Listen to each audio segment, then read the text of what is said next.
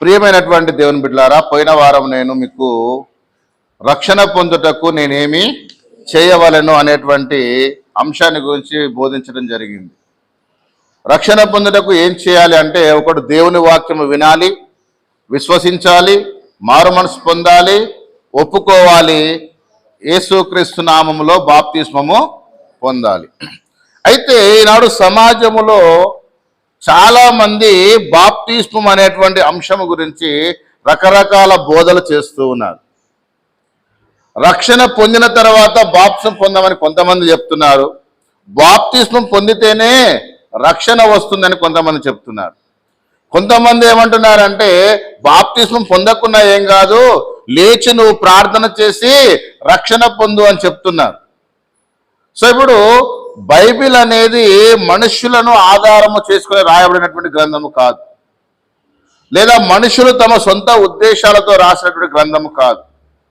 పేతురు రాసినటువంటి పత్రికలో అంటాడు, ఏలయనగా ప్రవచనం ఎప్పుడు కూడా మనుషుని ఇచ్చను బట్టి కలగలేదు, మనుషులు పరిశుద్ధాత్మ ద్వారా ప్రేరేపించబడిన వారే దేవుని మూలముగా పలికిరి.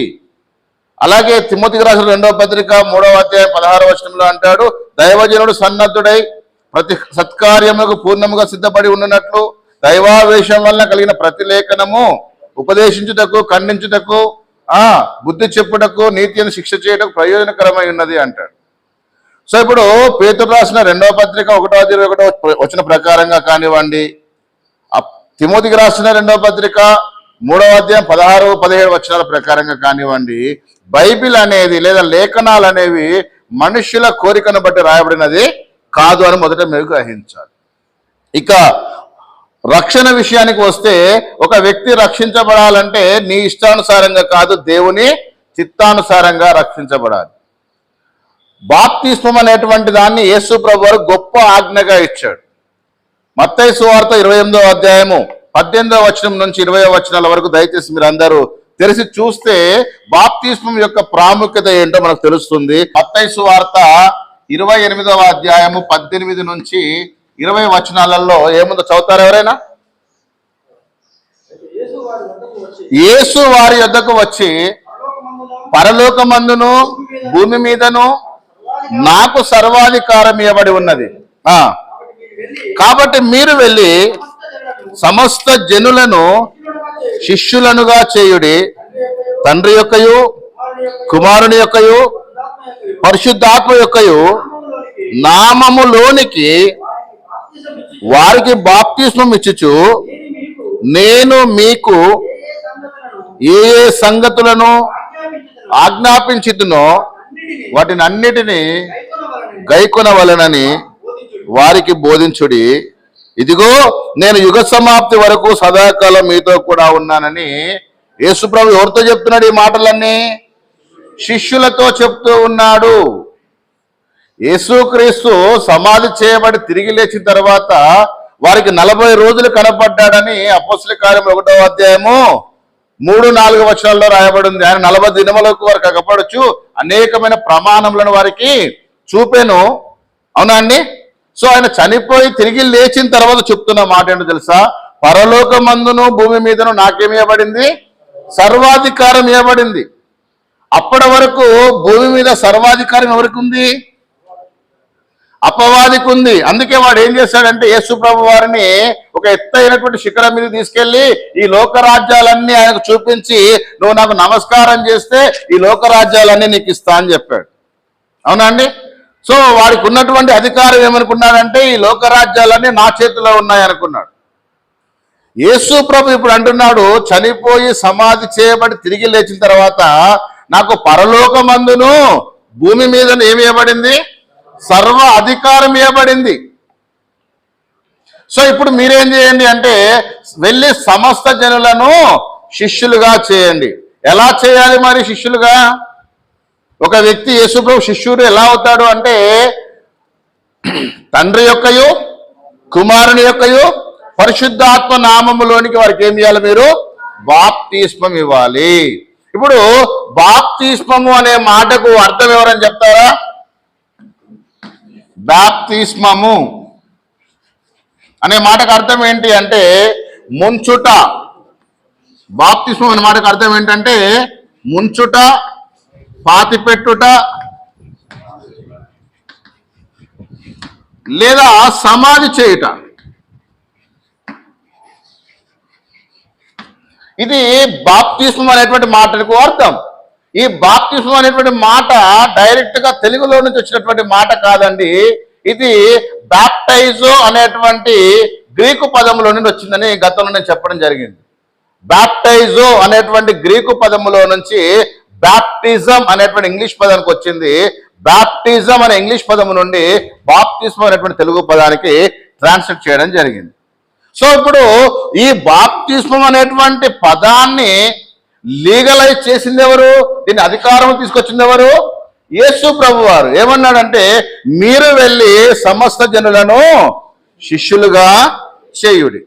ఇదే విషయాన్ని మార్కు గారు రాస్తూ ఏమంటున్నారంటే మార్కు సువార్త 16వ అధ్యాయము 16వ వచనంలో ఏముందండి? మీరు సర్వలోకానికి వెళ్ళి సర్వ సృష్టికి సువార్త ప్రకటించండి. నమ్మి బాప్తిస్మము పొందినవాడు రక్షించబడతాడు, నమ్మని వానికి శిక్ష విధించబడుతుంది. ఇది మత్తయ్య గారు చెప్పారా లేదా మార్కు గారు చెప్పారా? ఈ మాటలు ఎవరు చెప్పారండి? యేసు ప్రభు వారు చెప్పారు. మత్తయ్య చెప్పలేదు, మార్కు చెప్పలేదు. ఓకేనా? యేసు ప్రభు చెప్పిన మాటలను మత్తయ్య గారు రాశారు, అలాగే మార్కు గారు రాశారు. మీరు వెళ్ళి సమస్త జనులను శిష్యులుగా చేయండి. ఇదే విషయాన్ని పేతురు గారు ఏం చెప్పారంటే అపోస్తల కార్యములు 2వ అధ్యాయం 38వ వచనములో మీరు మారు మనసు పొంది పాపక్షమాపణ నిమిత్తము ప్రతివాడు యేసుక్రీస్తు నామములో బాప్తిస్మం పొందండి. ఓకేనా? సో ఇప్పుడు మత్తయి చెప్పినా, మార్కు చెప్పినా, పేతురు చెప్పినా దేని గురించి చెప్తున్నారు? బాప్తిస్మం అనేది దేవుడైనటువంటి యెహోవా అయిన కుమారుడైన క్రీస్తు ద్వారా అనుగ్రహించిన ఆజ్ఞ ఏంటంటే మీరు నమ్మి బాప్తిస్మం పొందితే రక్షించబడతారు, నమ్మకపోతే ఏం కలుగుతుంది? శిక్ష విధించబడుతుంది. సో ఇప్పుడు క్రొత్త నిబంధనలో ఉన్నటువంటి ప్రధానమైనటువంటి ముఖ్యమైనటువంటి ఆజ్ఞ ఏంటి చెప్తారా? కొత్త నిబంధనలో క్రీస్తు వచ్చిన తర్వాత ఉన్న ప్రధానమైన ఆజ్ఞ ఏంటి ఇప్పుడు చెప్పండి? బాప్తిస్మమే ప్రధానమైనటువంటి ఆజ్ఞ. ముఖ్యమైనటువంటి ఆజ్ఞ ఏంటండి? అవునా? సో ఇప్పుడు బాప్తిస్మం పొందకుండా ఒకడు క్రైస్తవుడయ్యే అవకాశమే లేదు. ఎలా? ఇశ్రాయేలుడుగా పిలువబడాలంటే, ఇశ్రాయేల్ అంటే ఎవరో తెలుసా మీకు? ఇశ్రాయేల్ ఎన్ని గోత్రాలు ఉన్నాయి? 12 గోత్రాలు ఉన్నాయి. ఎవరి కుమారులు వీళ్ళంతా? యాకోబు కుమారులు. యాకోబు కుమారులుగా ఉన్నటువంటి వీరు ఇశ్రాయేలుగా పిలువబడాలంటే ఏం చేయబడాలి? సున్నతి అంటారని తెలుసు, నాకు సున్నతి అంటారని తెలుసు. కానీ సున్నతి యాకోబు కంటే ముందు అబ్రహాము కాలములోనే సున్నతి నిబంధన వచ్చింది. అవునా అండి? సో ఇప్పుడు సున్నతి అనేది మ్యాండేటరీయా? సున్నతి అనేది ఇశ్రాయేళ్లకా, ఇశ్రాయేల్ కంటే ముందు నుంచి ఉందా? ఇశ్రాయేళ్ల కంటే ముందు నుంచే సున్నతి అనేది దేవుడు పెట్టినటువంటి నిబంధన. మరి ఇప్పుడు ఇశ్రాయేలు 12 గోత్రాలకు ఉన్నటువంటి నిబంధన ఏంటి? ఏంటి ఆ నిబంధన? ఇది తెలవాల ఫస్ట్.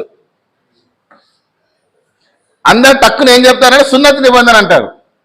ఇశ్రాయేళ్లకు వాళ్ళు ఇశ్రాయేల్ని ఎలా గుర్తుపట్టాలంటే సున్నతి. సున్నతి ఇశ్రాయేలుతో కాదు, అబ్రహాముతో ప్రారంభించబడింది. మరి ఇప్పుడు ఇశ్రాయేళ్లకు నిబంధనకు గుర్తు ఏంటి అంటే ధర్మశాస్త్రము, అంతేనండి.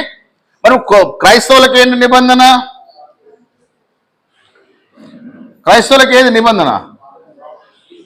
క్రొత్త నిబంధన కదా. మరి ఇప్పుడు ఆ క్రొత్త నిబంధనలో ఏంటి, ఏముంది ఆ క్రొత్త నిబంధనలో?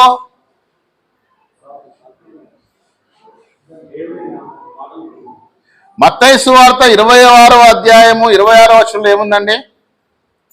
ఇది నా రక్తము వలనైన క్రొత్త నిబంధన. ఇశ్రాయేలుకి ఇవ్వబడిన నిబంధన ధర్మశాస్త్రం అయితే క్రైస్తవులకు ఇవ్వబడిన నిబంధన ఏంటి? ఇప్పుడు క్రీస్తు రక్తం అనబడినటువంటి నిబంధన. క్రీస్తు రక్తం ఏం చేస్తుందట? ప్రతి పాపము నుండి చేస్తుందా? సో ఇప్పుడు క్రైస్తవుడు బాప్తిస్మం పొందుతున్నాడు అంటే ఏం చేయబడుతున్నాడు? ఏం చేయబడుతున్నాడు? రక్తము చేత కడగబడుతున్నాడు. దేని చేతండి? క్రీస్తు రక్తము చేత కడగబడుతున్నాడు. ఈ విషయాన్ని మర్చిపోయి ఏమంటున్నారంటే, నువ్వు వాక్యం విన్నావా, నీ దేవుడు అంటే ఓకేనా, మునుగుదూపా. నమ్మి బాప్తిస్మం పొందడం అంటే ఏంటో తెలుసా?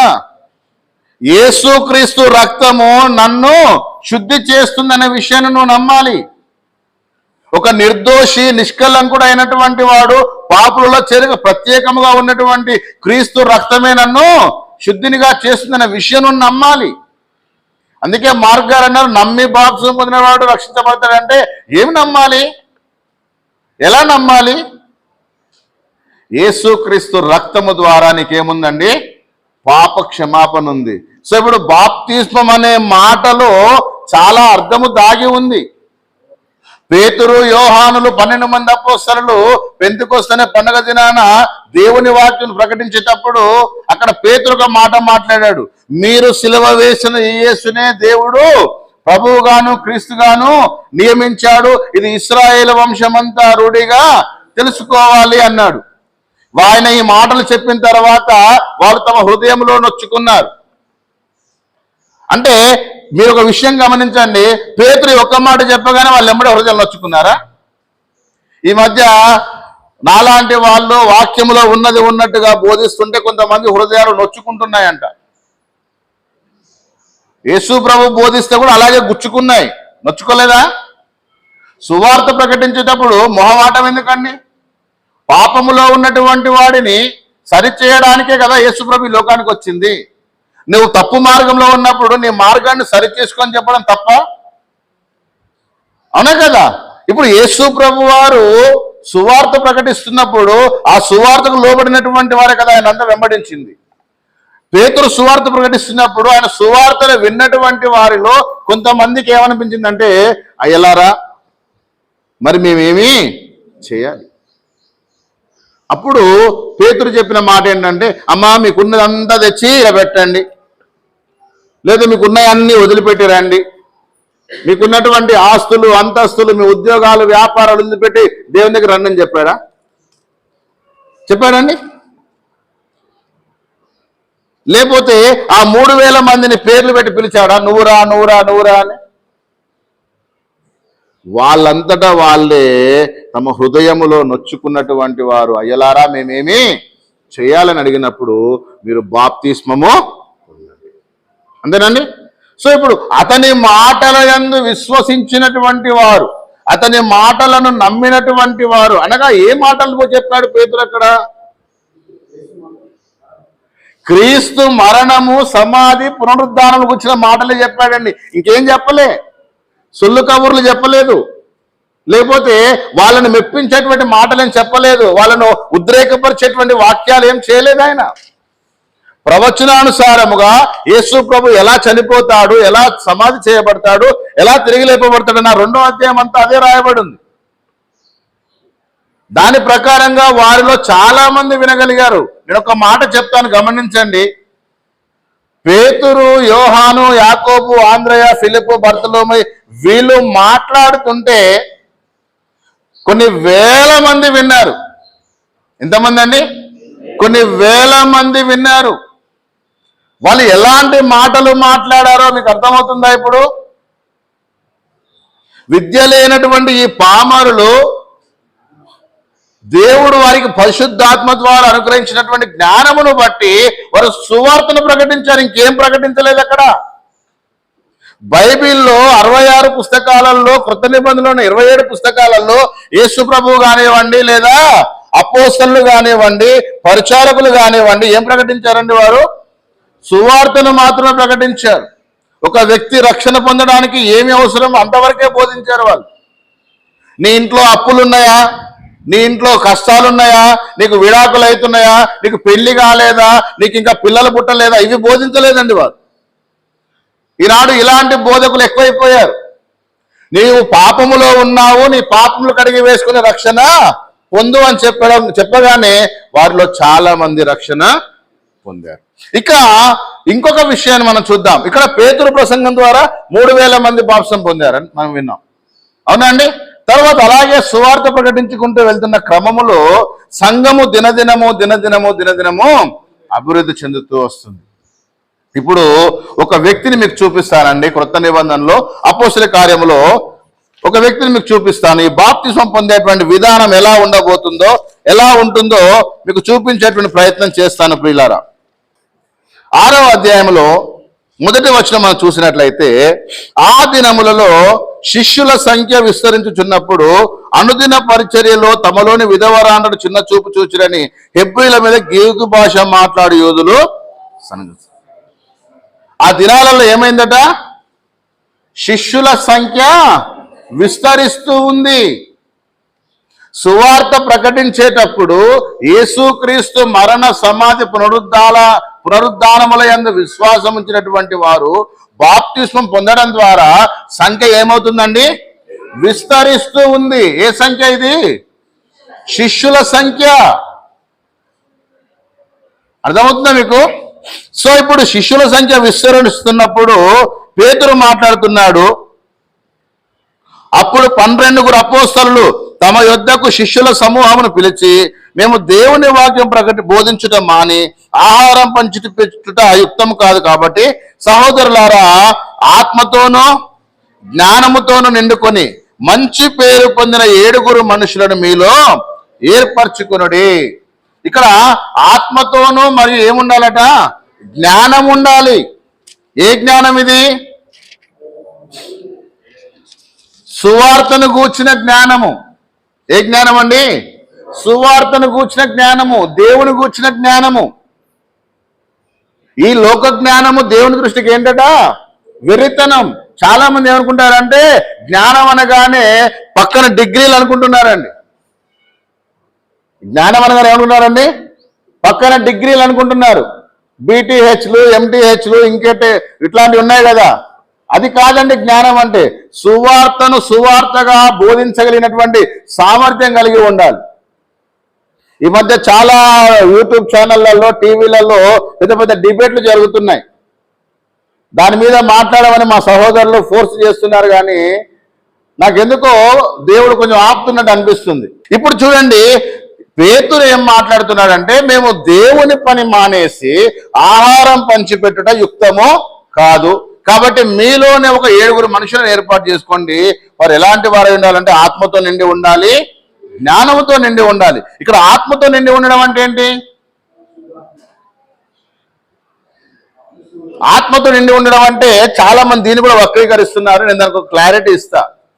బాప్తిస్మం పొందిన ప్రతి వాడు ఏమై ఉంటాడండి? పరిశుద్ధాత్మని వరాన్ని పొంది ఉంటాడు కదా. ఈ పరిశుద్ధాత్మని వరాన్ని పొందగానే సరిపోదండి. ఏముండాలి? నెక్స్ట్ జ్ఞానం ఉండాలి. ఏముండాలి? జ్ఞానం ఉండాలి. ఏ జ్ఞానము? మీకు విషయం చెప్తా. ఇప్పుడు మనలో అందరూ మేధావులే ఉండరండి. కొంతమంది నాకంటే జ్ఞానవంతులు ఉంటారు. ఎలాంటి జ్ఞానం అయ్యా వీళ్ళదంటే, నన్ను ఎలా నాశనం చేయాలని చూసేటువంటి జ్ఞానవంతులు కొంతమంది ఉంటారు. నాకంటే గొప్పగా ఎలా బ్రతకాలి అని ఆలోచించేటువంటి జ్ఞానవంతులు కొంతమంది ఉంటారు. మీరు గమనించండి. ఇప్పుడు ఇక్కడ నేనేం చెప్పబోతున్నానంటే, వీళ్ళకు ఏ జ్ఞానము కావాలి? పేతురు, యోహానులకు ఎలాంటి జ్ఞానవంతులు కావాలి? క్రీస్తును సరిగా అర్థం చేసుకునేటువంటి జ్ఞానవంతులు కావాలి. వాక్యముగా అర్థం చేసుకొని బోధించగలిగినటువంటి జ్ఞానము కలిగినటువంటి వారు కావాలి. అర్థమైందా మీకు? ఆత్మతో నిండబడడం అంటే ఏంటి? పిలవగానే పరిశుద్ధాత్మలు వచ్చి పొమ్మనగానే పోయే ఆత్మ కాదు. నీవు బాప్తిస్మం పొందావంటే దేవుడు నీకేమిస్తానన్నాడు? పరిశుద్ధాత్మనే వరాన్ని ఇస్తా అన్నాడు. అలాంటి పరిశుద్ధాత్మ కలిగినటువంటి వారిలో ఆత్మీయమైనటువంటి జ్ఞానం ఉండాలి, లోక సంబంధమైన జ్ఞానము కాదు. ఎందుకు ఇంత ఖచ్చితంగా చెప్తున్నానంటే, ఈ అధ్యాయం తర్వాత స్టెఫెను అనబడినటువంటి ఒక యవనస్తుడు ఆది కాండము నుండి క్రీస్తు పునరుద్ధానమై ఆరోహణమైపోయేంత వరకు జరిగిన సంఘటనను అనర్గళంగా మాట్లాడగలుగుతున్నాడు. ఏ జ్ఞానమును బట్టి? ఆత్మ సంబంధమైనటువంటి జ్ఞానమును బట్టి. లోక సంబంధమైన జ్ఞానంతో మాట్లాడాలంటే నేను చాలా మాట్లాడతానన్నాడు. ఎవరైనా? పౌలు. నేను చాలా విషయాలు మీతో మాట్లాడగలుగుతాను, కానీ దైవ సంబంధమైన విషయాలు మాట్లాడడానికి ఆత్మతో జ్ఞానముతో నిండుకున్న వాళ్ళు కావాలి. ఆత్మతో ఎప్పుడు నిండుకుంటాడంటే బాప్తిసం పొందితే నిండుకుంటాడు. ఇక నెక్స్ట్ అదే కంటిన్యూషన్ మనం చూస్తే గనక 8వ అధ్యాయములో నేను స్టార్టింగ్లో ఇక్కడికి వచ్చినప్పుడు చెప్పానండి. ఎవరి గురించి? గారడి సీమోను గురించి చెప్పానా? గారడి సీమోను అనబడినటువంటి వాడు లోగడ ఏం చేసేవాడట? అక్కడ ఉన్నటువంటి ప్రజలలో సమరయ పట్టణంలో చాలా మందిని ఏం చేసేవాడు? విభ్రాంతి పరిచేవాడు. సమరయులు అంటే తెలుసా మీకు? మిశ్రమ జాతి వారని చెప్పాను నేను. ఇశ్రాయేలులకు తర్వాత అన్యులకు కలిసి పుట్టినటువంటి వారు సమరయులు.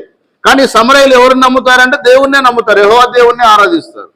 సో ఇప్పుడు ఈ గారడి వాడైనటువంటి సీమోను అనేకమైనటువంటి అద్భుతాలు చేస్తూ వారి మధ్యలో తనేదో గొప్పవాడిని అనిపించుకునే ప్రయత్నం చేశాడు. దయచేసి ఈ విషయాన్ని గమనించండి. బాప్తిస్మము అనేది నిన్ను రక్షించడానికి శక్తి కలిగినటువంటిదే తప్ప నీకేదో మేలులు చేయడానికి, నిన్నేదో ఆర్థికంగా బలపరచడానికి, నీ రోగాలు పోవడానికి, నీ జబ్బులు పోవడానికి బాప్తిస్మము ఉపయోగపడదు. నిన్ను రక్షించడానికి మాత్రమే ఉపయోగపడుతుందండి? బాప్తిస్మం ఉపయోగపడుతుంది. ఇప్పుడు నిన్ను రక్షిస్తుంది అంటే దేన్ని రక్షిస్తుంది? నీలో ఉన్నటువంటి ఆత్మను రక్షిస్తుంది. ఇప్పుడు రక్షణ కావాల్సింది నీ శరీరానికా నీ ఆత్మక? యేసుప్రభు చెప్పిన మాట, మీరు దేహమును చంపు వారికి భయపడకుడి. ఎన్నిసార్లు విన్నారండి ఈ మాట మీరు? దేహమును చంపు వారికి భయపడకుడి అంటే దేహము ఏమైపోద్దండి? ఎవడ చంపితే చస్తుంది. జాగ్రత్తగా గమనించండి. బాప్తిస్మము అనేది క్రైస్తవుడు అవ్వడానికి చాలా ప్రాముఖ్యమైనటువంటిది. నిన్ను చంపడానికి సిద్ధపడేటువంటిది ఏదైతే ఉందో దాని నుండి నీ ఆత్మను రక్షించేవాడు యేసుక్రీస్తు. ఆయన మరణ సమాధి పునరుద్ధానముల ద్వారా నువ్వేం చేయబడుతున్నావు? రక్షించబడుతున్నావు. ఇంకొంచెం ముందుకెళ్ళి అపోస్తల కార్యములు 8వ అధ్యాయంలో మనం చూస్తే ఇక్కడ ఒక నపుంసకుడి గురించి మనం చూడబోతున్నాం. అపోస్తల కార్యములు 8వ అధ్యాయము 26వ వచనంలో, ప్రభుదూత నీవు లేచి దక్షిణముగా వెళ్ళి యెరూషలేము నుండి గాజాకు అరణ్య మార్గమును కలుసుకోమని ఫిలిప్పుతో చెప్పగా అతడు లేచి వెళ్ళెను. అప్పుడు ఐథియోపియాల రాణి అయిన కందాకే క్రింద మంత్రి అయి ఆమె యొక్క ధనాగారం అంతటి మీదనున్న ఐథియోపియుడైన నపుంసకుడు ఆరాధించుటకు యెరూషలేమునకు వచ్చుండెను. అతడు తిరిగి వెళ్ళొచ్చు తన రథం మీద కూర్చుండి ప్రవక్త అయిన యెషయా గ్రంథం చదువుతున్నాను. అప్పుడు ఆత్మ ఫిలిప్పుతో నీవు ఆ రథం యొద్దకు పోయి దాన్ని కలుసుకున్నామని చెప్పాను. ఫిలిప్పు దగ్గరకు పరిగెత్తుకుని పోయి అతడు ప్రవక్త అయిన యెషయా గ్రంథం చదువుతుండగా విని నువ్వు చదువునది గ్రహించున్నావని అడగగా అతడు ఎవడైనా నాకు త్రోవ చూపకుంటే ఎలాగూ గ్రహింపగలనని చెప్పి రథం ఎక్కి తనతో కూర్చోమని ఫిలిప్పును వేడుకొనెను. అతడు లేఖనం మందు చదువుతున్న భాగం ఏదనగా, ఆయన గొర్రె వలె వదకు తేబడెను, బొచ్చు కత్తిరించు వాని ఎదుట గొర్రెపిల్ల ఎలాగ మౌనంగా ఉండునో అలాగే ఆయన నోరు తెరవకుండాను. ఆయన దీనత్వమును బట్టి ఆయనకు న్యాయ విమర్శ దొరకకపోయాను. ఆయన సంతానం ఎవరు వివరించరు? ఆయన జీవము భూమి మీద నుండి తీసివేయబడినది. అప్పుడు నపుంసకుడు అంటున్నాడు, ప్రవక్త ఎవరిని గూర్చి ఇలాగ చెప్పుచున్నాడు? తన్ను గూర్చియా వేరొకరిని గూర్చియా? దయచేసి నాకు తెలుపమని ఫిలిప్పును అడిగాను. అందుకు ఫిలిప్పు నోరు తెరిచి ఆ లేఖనమును అనుసరించి అతనికి ఏం ప్రకటించాడండి?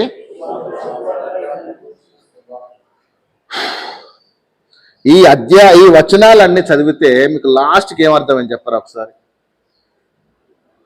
ఇప్పుడు నేను లాస్ట్కి ఒక మాట చెప్పి ఆపాను. ఏం చెప్పానండి? ఏం ప్రకటించాడు? ఎవరి సువార్త అది? సువార్త అంటే ఏంటని చెప్పాను మీకు. క్రీస్తు ఎవరి కొరకు మరణించాడు? అవునా? క్రీస్తు ఎవరి కొరకు సమాధి చేయబడ్డాడు? క్రీస్తు ఎవరి కొరకు తిరిగి లేపబడ్డాడు? ఇతను ఎవరో తెలుసా? నీలాగా నాలాగా కామన్ మ్యాన్ కాదండి ఈయన. ఐథియోపియా దేశానికి చెందినటువంటి వాడు. ఇథియోపియా అని విన్నారా మీరు? ఇప్పుడు ఉందా దేశం? ఐథియోపియా దేశం ఉందా? ఇథియోపియా అంటారండి, విన్నారా? వినకపోతే గూగుల్లో యూట్యూబ్లో చూడండి, మీకు తెలుస్తుంది. ఈ ఐథియోపియా దేశానికి చెందినటువంటి ఒక రాణి పేరు ఏం పేరట? కందాకే. ఏం పేరండి పేరు? కందాకే. ఆ దేశానికి ఒక రాణి ఉంది, ఆ రాణి పేరు కందాకే. ఆమె ధనాగార మంత్రి మీద ఒక మంత్రి ఉన్నాడు, ఆ ఫైనాన్స్ మినిస్టర్ అంటారు కదా. ఈ ఫైనాన్స్ మినిస్టర్ ఎవరంటే ఇశ్రాయేలీయుడు. ఇతను ఎవరండి? ఇశ్రాయేలు వంశస్థుడు. అంటే 12 గోత్రాలలో ఏదో ఒక గోత్రానికి చెందినటువంటి వాడు. ఇతడికి ఎవరంటే భయభక్తులు ఉన్నాయి? యెహోవా దేవుడు అంటే భయభక్తులు ఉన్నాయి. జాగ్రత్తగా వినాల. ఇతడికి ఎవరంటే తెలుసు? యెహోవా దేవుడు అంటే తెలుసు. ప్రతి సంవత్సరం ఇతనికి ఏం తెలుసు? యెరూషలేముకు వెళ్ళి పస్కా పండుగను ఆచరించి తిరిగి రావడం తెలుసు. పర్మిషన్ ఎవరు ఇచ్చేవారు? కందాకే రాణి ఇచ్చేది కదా. సో ఇతడు ఇశ్రాయేలుడు అనే విషయం తెలిసిన, ఆమె ధనాగార మంత్రి మీద ఈయన ఫైనాన్స్ మినిస్టర్ అయినా, ఈయన పర్మిషన్ తీసుకుని ఎక్కడికి వెళ్ళేవాడు? యెరూషలేముకు వెళ్ళేవాడు. ఫ్లైట్లోనా, హెలికాప్టర్లోనా, ట్రైన్లోనా? అప్పుడు ఫ్లైట్లు ఉన్నాయా? పుష్పక విమానాలు ఉన్నాయా? ఏమున్నాయండి? గుర్రాలు, రథములు, ఒంటెలు, ఏనుగులు, ఇవే కదా మరి రవాణా సౌకర్యాలు. సో ఇప్పుడు ఈయన తన రథం మీద వెళ్తున్నాడు. ఇక్కడ రథము అనే మాట ఎందుకు మెన్షన్ చేశాడో తెలుసా? స్పష్టంగా తన హోదాను గుర్తు చేయడానికి. కామన్ మ్యాన్ అయితే ఎలా వెళ్తాడండి? గుర్రం మీద వెళ్తాడు, లేదా గాడిద మీద వెళ్తాడు. కానీ ఇతను రథం మీద వెళ్తున్నాడంటే ఈ రోజులలో, నా భాషలో చెప్తా, ఒక మినిస్టర్ ఇప్పుడు ఇతడు రథం మీద వెళ్తున్నాడంటే ఐథియోపియా దేశము నుండి ఎక్కడికి వెళ్ళాలి? ఇప్పుడు యెరూషలేముకు వెళ్ళాలి కదా. ఆ వెళ్ళాలంటే ఇతనికి కొంత రవాణా సౌకర్యాలు ఉండాలా, ఉండొద్దా? రెండవది, మనం ఇప్పుడు ఒకవేళ తినాలనుకోండి, ఎక్కడ తింటాం? ఏదో ఒక హోటల్లో, లేదా మంచి రెస్టారెంట్లో, లేదంటే ఒక మంచి లాడ్జ్లో బస చేస్తాం. మరి ఇతనికి బస చేయడానికి ఏముంది? అతడు తిన్నా అందులోనే తినాలి, పడుకున్నా అందులోనే రిలాక్స్ అవ్వాలి. చోదకుడు రథాన్ని నడిపించుకుంటూ పోవాలి. ఇతడు వెళ్తున్నాడు ఉంటుంది. ఇప్పుడు ఈయన అలవాటు ఏంటట? ఈ ఐథియోపియా నపుంసకుడి అలవాటు ఏంటి? యెషయా గ్రంథాన్ని చదువుకుంటూ పోతున్నాడు. ఏం చదువుతున్నాడు? యెషయా గ్రంథాన్ని చదువుకుంటూ పోతున్నాడు. అంటే అప్పటికే వీళ్ళ చేతిలోకి ఏమొచ్చిందంటే గ్రంథపు చుట్టాలు వచ్చాయి. మీకు అర్థమవుతుందా? అది ఆ సామాన్యుల చేతిలో ఉండేది కాదండి. మీరు గమనించండి, గ్రంథపు చుట్టాలు సామాన్యుల చేతిలోకి దొరికేవి కావు. ఈరోజు మనం బైబిల్ కొనాలంటే 250 రూపాయలు పెట్టి కొనుక్కోవాలి. సామాన్య చేతిలో బైబిల్ ఉంటుంది ఈరోజు, కానీ ఒకప్పుడు బైబిల్ లేదు. ఎవరు ఒకరి చేతిలో బైబిల్ ఉండేది, లేదా ఫ్రీగా డిస్ట్రిబ్యూట్ చేసేటువంటి వాడు. ఈ దగ్గర ఇప్పుడు మన దగ్గర ఒక పాటల బుక్ ఉంది, 100 రూపాయలు పెట్టి కొనుక్కోండి అంటే ఫ్రీగా రాదు సార్. ఉచితాలకు అలవాటు పడ్డాం. నాకు అప్పుడప్పుడు ఫోన్ చేస్తుంటారు, సార్ ఒక బైబిల్ ఇప్పి రాదు సార్. మరి ఆనాడు యెషయా గ్రంథాన్ని చదవగలుగుతున్నాడు అంటే అతని చేతిలో ఏముంది? నంబర్ 1 పవర్ ఉంది, నెంబర్ 2 మనీ ఉంది. ఏముందండి? పవర్ ఉంది, డబ్బు ఉంది. కాబట్టి ఆయన ఈజీగా కొనుక్కోగలుగుతున్నాడు. ఇప్పుడు ఈ వ్యక్తి అంత హోదాలో ఉండి ఏం చదువుకుంటూ పోతున్నాడు? యెషయా గ్రంథాన్ని చదువుతూ ఉన్నాడు. ఫిలిప్ అడుగుతున్నాడు, నువ్వు చదువుతుంది నీకేమైనా అర్థమవుతుందా? అంతేనా కదా? ఫిలిప్పుకు దేవదూత చెప్పాడు, నువ్వు వెళ్ళి ఎక్కడికి వెళ్ళు? గాజాకు పోయే మార్గంలో ఎవరున్నారు? నపుంసకుడు వెళ్తున్నాడు, అతను వెళ్ళి నువ్వు కలుసుకో. వెళ్ళాడు, కలిశాడు, మాట్లాడాడు. అతను ఏం చదువుతున్నాడట? యెషయా గ్రంథం చదువుతున్నాడు. అప్పుడు నపుంసకుడు అంటున్నాడు, ప్రవక్త ఎవరిని గూర్చి ఇలాగ చెప్పుచున్నాడు? తన్ను గూర్చియా? వేరొకరిని గూర్చియా, అపోస్తలుల కార్యం 8వ అధ్యాయం. తన్ను గూర్చియా వేరొకరిని గూర్చియా దయచేసి నాకు తెలుపమని ఎవరిని అడుగుతున్నాడండి? ఫిలిప్పుని అడుగుతున్నాడు. ఎన్నో వచనం? 34వ వచనం. గమనించండి, అంత హోదాలో ఉన్నటువంటి వ్యక్తి ఏం తెలుసుకోవాలనుకుంటున్నాడు? ఈ యెషయా గారు చెప్తున్న మాట ఎవరి గురించి? ఇప్పుడు నపుంసకుడికి ఎవరు చెప్పాలి? ఫిలిప్పు చెప్పాలి. ఏం చెప్పాలి? ప్రవక్త ఎవరి గురించి మాట్లాడుతున్నాడో చెప్పాలి. ఇది ఏ భాష? ఇది గొర్రె బొచ్చు. గొర్రె బొచ్చు కత్తిరించేటువంటి వాడు. ఇప్పుడు మీరు చెప్పండి, ఇది చదివితే మీకు ఏమర్థమైంది? ఎవరికి అర్థం కాలే? ఇప్పుడు ఇది నపుంసకుడికి అర్థం కాకనే అడుగుతున్నాడు. ఎవరిని అడుగుతున్నాడు? అయ్యా, ఈ విషయాలు రాసినటువంటి వాడు తనను గూర్చి రాస్తున్నాడా, వేరొకరి గురించి చెప్తున్నాడా? ఇప్పుడు నాకు తెలియదండి, ఇది ఎవరి గురించి రాశాడో నాకు తెలియదు. నేనేం చెప్తా? ఎవరి గురించి అని చెప్తా? నేనే నాకు తెలియదు ఎవరి గురించి రాయబడిందో. ఎవరి గురించి చెప్తానా?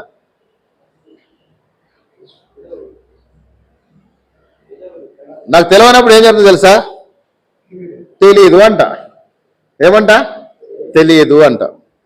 ఇప్పుడు ఫిలిప్పు ఇతని రథం ఎక్కాడంటే ఇతనికి ఏం చెప్పాలి? ఇప్పుడు సగం సగం చెప్పాలా? ఏమో, నేను దారిలో ఆ దేవదూత బొమ్మంటే వచ్చాను, ఎక్కమండి నువ్వు ఎక్కమంటే ఎక్కా, నాకేం తెలుసు అన్నాడు అనుకోండి, అతనికి సువార్త ఎవరు ప్రకటించాలి? వింటున్నారా? ఇప్పుడు ఫిలిప్పు నపుంసకుడికి ఏం చెప్పాడట? నోరు తెరచి, 35వ వచనం. ఏం తెరిచి? నోరు తెరిచి అంటే కప్పలాగా ఇంతలా తెరిచా? ఇక్కడ నోరు తెరచి అనే మాటకు అర్థం తెలుసో, అనర్గళంగా వివరణ ఇస్తూ, నోరు తెరచి ఆ లేఖనమును అనుసరించి. ఈ ఒక్క మాటలో ఎంత పెద్ద విషయం ఉందో చెప్పనా నేను? నోరు తెరచి ఆ లేఖనమును అనుసరించి అతనికి యేసును గూర్చిన సువార్త ప్రకటించెను. మాట ఎన్ని లైన్లలో అయిపోయిందండి?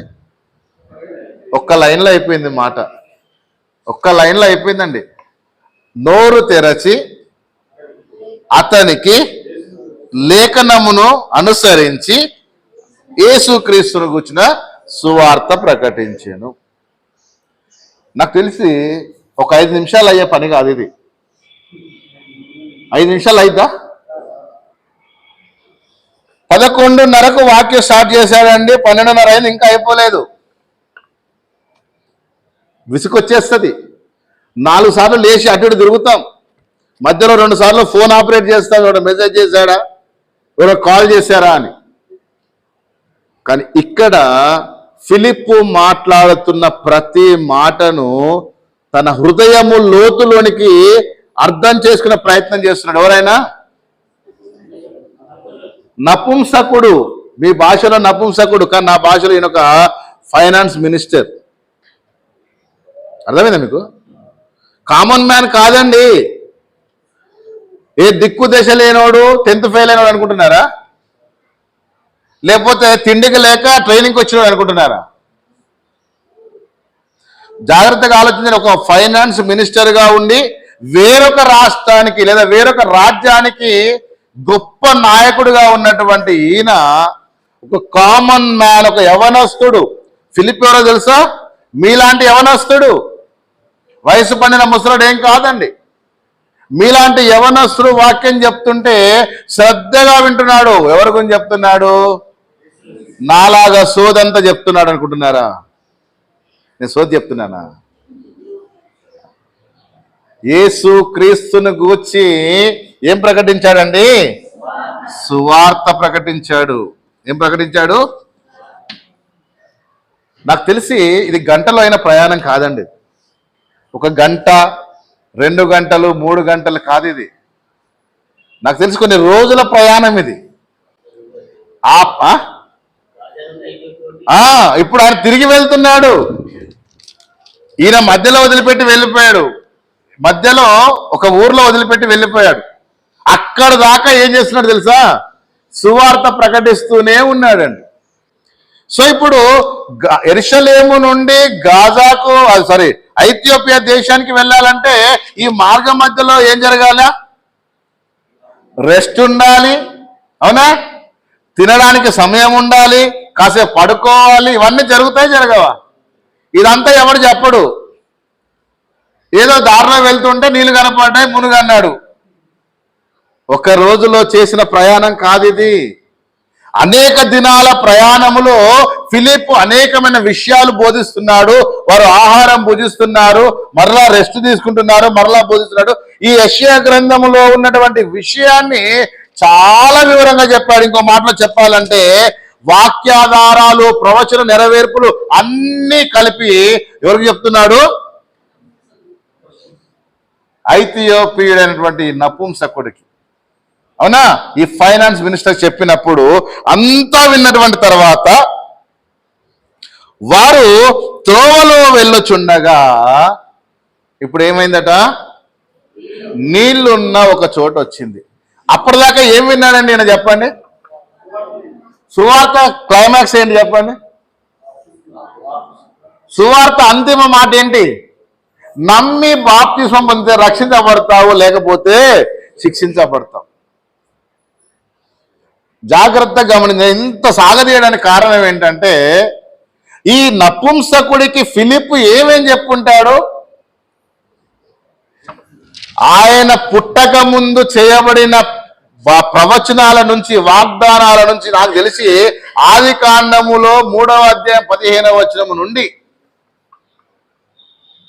మరియు నీకును స్త్రీకిని నీ సంతానమునకు ఆమె సంతానం వైరం కలుగజేస్తాననే ప్రవచనం ఏదైతే ఉందో ఆ ప్రవచనము నుండి యేసు ప్రభు చనిపోయి సమాధి చేయబడి తిరిగి లేచి 40 దినాల వరకు వారికి అగపడి తర్వాత ఆరోహణం అయిపోయి తర్వాత పెంతెకొస్తు పండుగ దినాన పరిశుద్ధాత్ముడు అపొస్తలులతో కుమ్మరించబడి వారు బాప్తిస్మం పొంది, వారితో పాటు 3000 మంది బాప్తిస్మం పొంది, వారితో పాటు 5000 మంది బాప్తిస్మం పొంది, వారితో పాటు దినదినం అభివృద్ధి పొందుకుంటూ సంఘం విస్తరించినప్పుడు, అవునా, హెబ్రీ భాష మాట్లాడే వారికి యూదా గ్రీకు భాష మాట్లాడి గొడవ అయినప్పుడు మధ్యలో నేను ఎలా ఎంటర్ అయ్యానో ఆ విషయాలన్నీ చెప్పి ఫిలిప్ ఇప్పుడు ఈ నపుంసకుడికి ఏం చేశాడంటే క్రీస్తును గూర్చిన సువార్త పూర్తిగా ప్రకటించాడు. అయ్యా, బాప్తిస్మం పొందకపోతే నీకేమి లేదు నాయన, రక్షణ లేదు. చివరి అంశం ఏంటండి? బాప్తిస్మమే. ఒక వ్యక్తి రక్షించబడాలంటే చివరి ఎక్కడి దాకా తీసుకురావాలి? బాప్తిస్మమే అంతిమ లక్ష్యం, ఇంకా లేదు. సో ఇప్పుడు ఈ నపుంసకుడు ఏం చేశాడో చూద్దాం. వారు త్రోవలో వెళ్ళుచుండగా నీళ్లున్న ఒక చోటికి వచ్చినప్పుడు నపుంసకుడు అంటున్నాడు, ఇగో నీళ్లు, నాకు బాప్తిస్మం ఇవ్వడానికి ఆటంకం ఏమన్నా ఉందా? మనమేమో బాబు బాప్తిస్మం పొంద రాదు, ఇంకా అయ్యా బాప్తిస్మం పొంద రాదు, ఇంకా సమయం ఎందుకు వేస్ట్ చేస్తావు, రేపో బాబు చచ్చిపోయేటట్టున్న బాప్తిస్మం పొందరాదు అని బ్రతిమలాడినా కూడా పొందట్లే. బ్రతిమలాడినా ఎవరు బాప్తిస్మం పొందట్లే. ఏమంటున్నారంటే మాకు తెలుసులే ఎప్పుడు తీసుకోవాలో, మాకు ఇంకా టైం ఉంది, మాకు ఇంకా వయసు ఉంది, మాకు ఇంకా తెలుసుకోవాల్సిన చాలా ఉంది, ఇంకా మేము చేయాల్సిన తప్పులు చాలా ఉన్నాయి. ఒకసారి ఆలోచించండి. వాక్యము నువ్వు అంగీకరించగలిగితే, వాక్యానికి నువ్వు లోబడగలిగితే, ఆ రోజు పెంతెకొస్తు పండుగ దినాన అయ్యలారా మేమేమి చేయాలని పేతురును కడబాపుస్తున్నారు అడిగితే వాళ్ళు ఏం చేశారండి? 3000 మంది వెంటనే బాప్తిస్మం పొందారు. ఇప్పుడు ఇక్కడ నపుంసకుడు అడుగుతున్నాడు, ఇదిగో నీళ్లు, నాకు బాప్తిస్మం ఇవ్వడానికి నీకేమైనా? అక్కడ క్లియర్ గా తెలుగులో ఏ రాయబడి తెలుసా? నీళ్లున్న ఒక చోటికి వచ్చినప్పుడు అతడు అడుగుతున్నాడు, ఇదిగో నీళ్లున్న ఒక చోట. చిన్న గుంత అనుకుంటున్నారా మీరు? ప్రవహించేటువంటి నీరు అయి ఉండొచ్చు, లేదా స్టోర్ అయినటువంటి నీళ్ళు అయి ఉండొచ్చు. వాళ్ళు వెళ్తున్నటువంటి మార్గంలో అనేక సందర్భాలలో నీళ్లు కనిపిస్తున్నాయి. ఆ నీళ్ళలో ఒక దగ్గరికి వచ్చిన తర్వాత ఇదిగో నీళ్లు. మీకు ఇంకొక గొప్ప విషయం చెప్పనా? వీళ్ళు వెళ్ళే మార్గం ఏ మార్గం అండి? Very good. Note this point.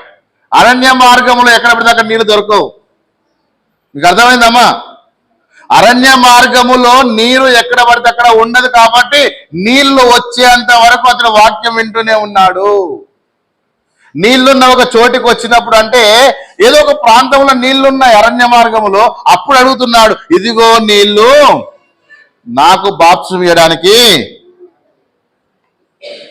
అసలు ఈ ప్రశ్న మీ అందరి హృదయాలను ఏమంటారంటే కలవరపరచాలి. ఎందుకో తెలుసా? నాకు బాప్తిసం ఇవ్వడానికి నీకేమైనా ఆటంకం ఉందా అని అడిగినటువంటి మొట్టమొదటి వ్యక్తి. నీకేమైనా అబ్జెక్షనా? నేను ఒక మంత్రిగా ఉన్నాను కాబట్టి నాకు బాప్తిసం ఇవ్వడానికి నీకేమైనా అభ్యంతరమా? నేను ఒక నపుంసకుడిగా ఉన్నాను కాబట్టి నాకు బాప్తిసం ఇవ్వడానికి నీకేమైనా అభ్యంతరమా? నేను ఒక అన్య దేశపు రాణి దగ్గర పనిచేస్తున్నా కాబట్టి నాకు బాప్తిసం ఇవ్వడానికి నీకేమన్నా? నేను యూదుడనే, నేను ఇశ్రాయేలుడనే, కానీ నేను చేసే పని వేరు, నేను ఉంటున్న స్థలం వేరు, నా ఆరోగ్య పరిస్థితి గమనిస్తే నేను ఎవరిని? నపుంసకుడిని. సో నపుంసకులకు దేవుని రాజ్యంలో వారసత్వం ఉందో లేదో నాకు తెలియదు కాబట్టి నాకు బాప్తిసం ఇవ్వడానికి నీకేమైనా ఆటంకం ఉందా అన్నప్పుడు ఫిలిప్ ఏం చేస్తాడు చూడండి ఒకసారి.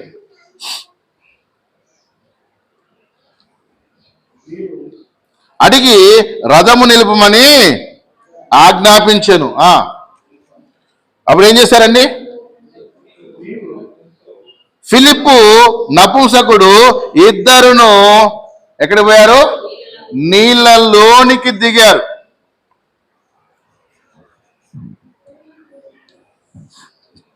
నీళ్ళలోనికి దిగి అతడు వాక్యమును విన్నాడు, అనగా సువార్తను విన్నాడు. విన్నప్పుడు అతనికి ఏం కలిగింది? విశ్వాసం కలిగింది. విశ్వాసం పొందినటువంటి వాడికి ఏమొచ్చిందండి? మారు మనసు వచ్చింది.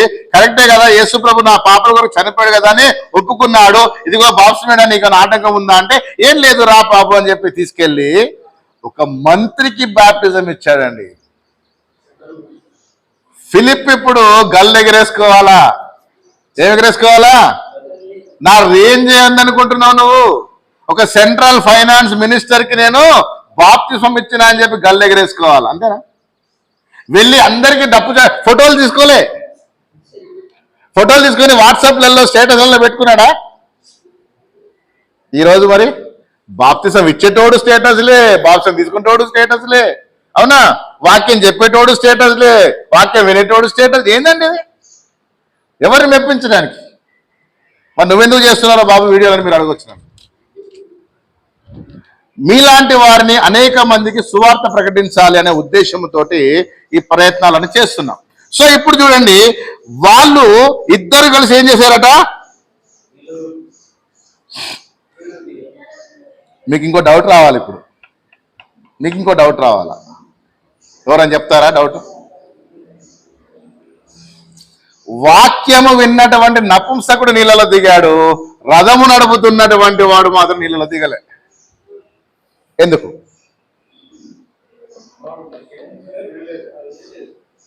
వాడికి వినడానికి అవకాశం లేదు, వాడికి దేవుని గురించి తెలుసుకోవాలన్నటువంటి ఆసక్తి లేదు, వాడికి యెషయా గ్రంథం చదవాల్సినంత అవసరత లేదు. సో ఇప్పుడు ఈ ఇద్దరు నీళ్ళలో దిగారు, అవునా? ఫిలిప్పు నపుంసకుడు ఇద్దరు నీళ్ళలో దిగిరి. అంతటా ఫిలిప్పు అతనికి బాప్తిస్మం ఇచ్చెను. వారు నీళ్లలో నుండి వెడలి వచ్చినప్పుడు ప్రభువు ఆత్మ ఫిలిప్పును కొనిపోయెను. నపుంసకుడు సంతోషించుచు తన త్రోవను వెళ్ళెను. అప్పుడు అతడు ఫిలిప్పును మరి ఎన్నడూను చూడలేదు. అయితే ఫిలిప్ ఎక్కడ తేలాడు? అజోతులో కనబడెను. అక్కడ నుండి కైసరేకు వచ్చే వరకు అతడు పట్టణములన్నిటిలో సంచరించుచు, నేను ఐథియోపియా రాజుకు బాప్తిసం ఇచ్చాను, నేను ఐథియోపియా నపుంసకుడికి సువార్త ప్రకటించాను అనుకున్నాడా? వెళ్ళాడా? అతడు ఏ ప్రాంతానికి వెళ్ళినా క్రీస్తును గూర్చిన సువార్త మాత్రమే ప్రకటించాడు, కానీ అతడు బాప్తిసం ఇచ్చినటువంటి నపుంసకుడి గురించి ప్రచురించలేదు. ఈరోజు చాలా మంది ఏం చేస్తున్నారంటే వాళ్ళు చేసిన అద్భుతాల గురించి చెప్పుకుంటున్నారు, దేవుడు వారితో చేసినటువంటి పనులన్నిటి గురించి చెప్పుకుంటున్నారు. అవి చెప్పుకొని నీ భుజాలు నువ్వు జరుచుకోకు బాబు. ఎవరి గురించి ప్రకటించు? క్రీస్తు సువార్తను ప్రకటించు. నమ్మి బాప్తిసం పొందితే రక్షించబడతాడు, నమ్మని వానికి శిక్ష విధించబడుతుంది.